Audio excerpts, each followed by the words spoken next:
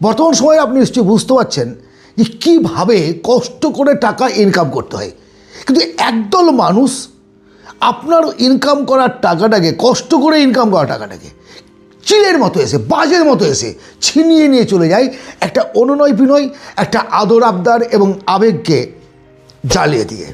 Yes, আমরা ধার দেই কেন?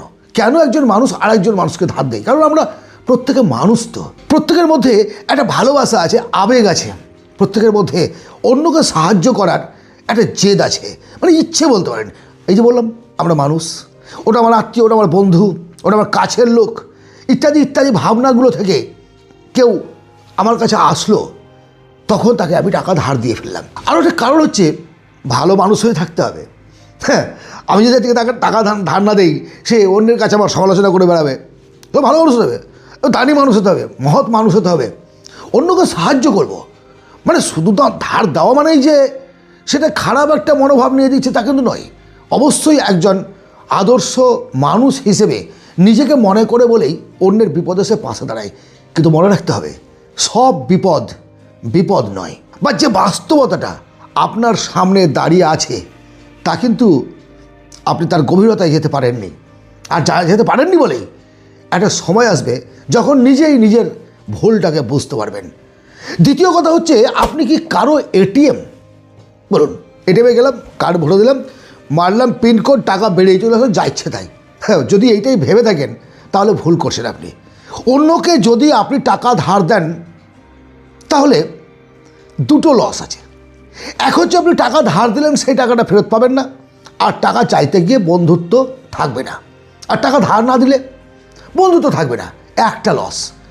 যদি দুটোই দেন তাহলে পরে আপনি কি আপনার ক্ষতি করছেন না? কোনটা চান আপনি? কেন কষ্টটা পাই? কেন টাকা দেওয়ার পর আমরা কষ্ট পাই? কেন পাই? হ্যাঁ, দেখেছেন, নিশ্চয়ই দেখেছেন। যদি কাউকে কখনো টাকা ধার দিয়ে থাকেন, না হলে দেখেছেন রাস্তায় দেখা হলে, মুখোমুখি দেখা হলে না দেখার ভান করে পাশ কাটিয়ে চলে যাবে। আপনি ফোন করলে ধরবে না, ভাই এমন কথাও বলবে, হ্যাঁ আচ্ছা বন্ধু তুই এই কটা টাকা ধার দিয়ে সহ্য হয় না, দিন রাত ফোন ফোন ফোন, বা আপনাকে ব্লক লিস্টে ফেলে দেবে, সে আপনার ফোন ধরবেই না। মানে আপনি টাকা ধার দিয়েছেন অথচ আপনি অন্যায় করে ফেলেছেন, মারাত্মক অন্যায় ফেলেছেন, মারাত্মক অন্যায় করেছেন। এই যে একটা ভাবনা, এই যে একটা মানে চরমতম অপমান, যা আপনি সহ্য করতে পারবেন না। আপনার ভেতরে দাউ দাউ করে জ্বলবে একটা ক্ষোভের আগুন। কেন দিয়েছিলাম, কেন আমার জীবনটাকে আমি নিজের হাতে নষ্ট করলাম? এই অনুশোচনা করার আগেই আপনাকে ভাবতে হবে, হাজারবার ভাবতে হবে। এই জন্যই বলেছি, হাজারবার ভাবতে হবে। এখন প্রশ্ন হলো, তাহলে কি আমরা কাউকে ধার দেবো না? কারো বিপদে গিয়ে দাঁড়াবো না?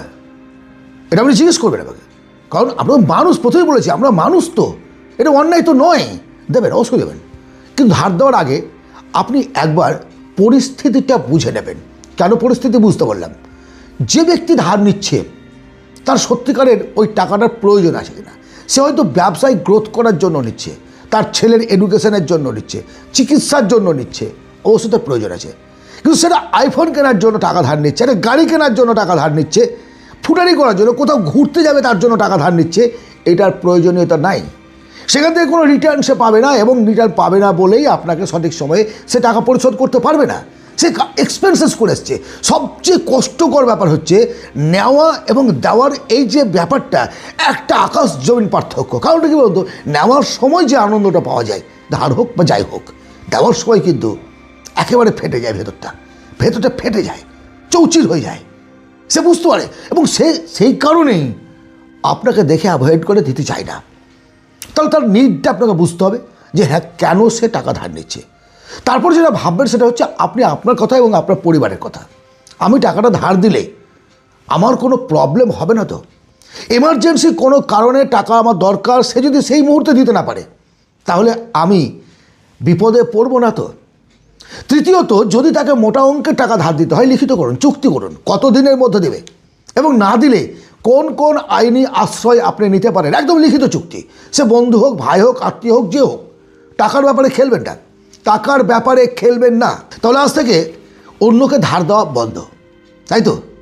এটাই তো আপনি বলতে চাইছেন। আপনি কমেন্ট করবেন আমাকে। না, সহযোগিতা করা পাপ নয়, অন্যায় নয়, কিন্তু নিজেকে না চেনা একটা বোকামি, একেবারে মূর্খামি।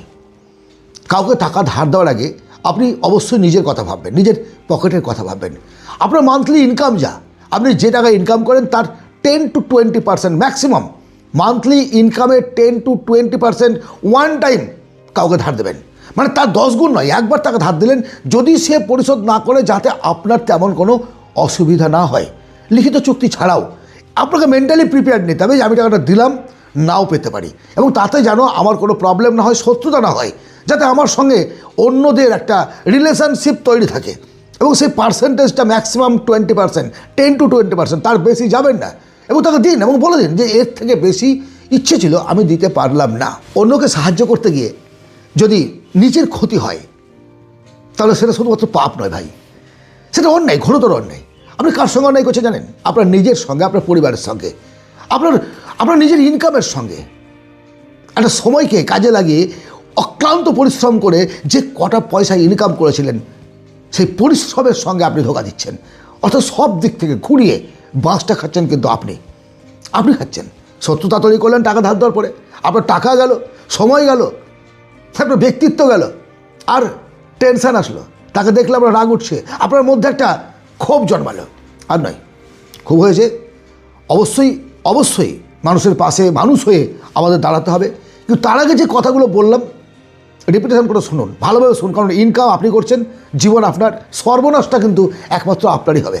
যাতে সেই সর্বনাশের ফাঁদে পা না পড়ে, সেই কারণেই এতগুলো কথা আপনাদের সঙ্গে বলা। আজকের আলোচনা জীবন পরিবর্তনের ক্ষেত্রে যদি উপকারী বলে মনে হয়, যদি আপনার ভালো লাগে, অবশ্যই লাইক করবেন, সাবস্ক্রাইব করবেন, প্রিয়জনদের সঙ্গে শেয়ার করুন কথাগুলো শেয়ার করুন, প্রত্যেকে জানুক, জানা উচিত। ভালো থাকবেন, সুস্থ থাকবেন, আনন্দে থাকবেন। ধন্যবাদ।